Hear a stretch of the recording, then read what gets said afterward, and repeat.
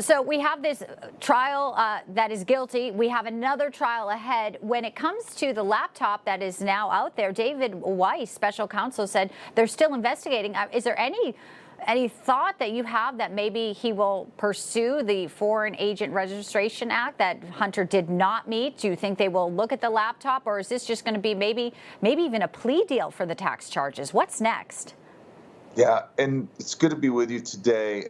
This case is troublesome from a couple fronts. It's certainly, getting these gun convictions is step one. The tax trial is pending in September, as you mentioned.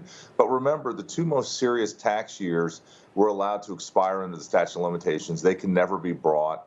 These Foreign Agent Registration Act and money laundering, a lot of those claims most likely haven't expired, are expiring very soon. Mm-hmm. And I think the folks that are watching need to understand that, this is the same case in cases that the Department of Justice tried to sweep under the rug with a misdemeanor charge and a plea to that, plus a deferred judgment, together with probation and prospective immunity for any other crimes. I mean, it's like, to some extent, they got caught with their hand in the cookie jar. Thankfully, the judge identified this and asked some very basic questions to smoke this out. But this was going to be a sweetheart deal for Hunter.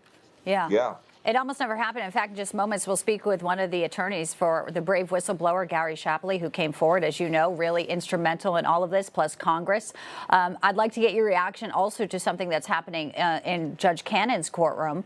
She has some amicus briefs that she'll be looking at, whether or not Jack Smith was actually appointed to that job, legally. But a bigger issue is his handling of these classified documents, tampering.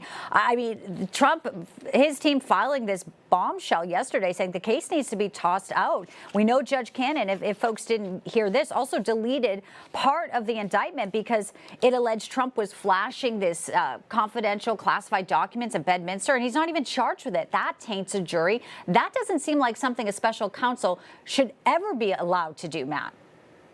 Yeah, they've bent the rules all over the place. And, in addition to those two motions, Bianca, I think the selective prosecution, the long list of folks that had done similar acts, for example, Joe Biden, but not prosecuted because he's an elderly man with memory problems. I mean, I think those types of issues is what seriously Judge Cannon is going to have to consider.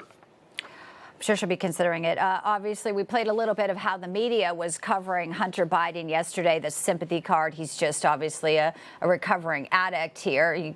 Obviously, that's their narrative, and they're going to try to spin that. Here's a little bit of Morning Joe, MSDNC, talking about the justice system, which many people do believe is weaponized, but not, of course, if you're watching their channel. And, we hear about situational ethics. In the case of Republicans, it's situational patriotism. If Donald Trump is convicted of crimes, of felonies, 34 times, suddenly they hate the justice system. I don't think anyone that is following Trump is hating the justice system. They actually love it so much, quite the opposite. But again, we're going into an election season, and maybe they are just like 2016, so tone deaf. They do not understand how Americans are feeling. How do you read that comment about situational patriotism? It seems to fly in the face of what Americans are feeling today, and they are the voters. Well, there's no greater lover of this country than Donald Trump and his supporters. As one of them, I would tell you that I love the justice system, and I think it should work for all Americans. It shouldn't be used to selectively pick off leading political candidates on either side. And we shouldn't have cases where we don't know not only what the charges are, but what the conviction was for in our system of justice. That's for sure. Matthew Whitaker, always a pleasure to have you. Thanks for joining us today to point out exactly what is happening and what may be happening later this fall when it comes to the tax issue for Hunter Biden. Good to have you in. Yeah, see you again. Thanks.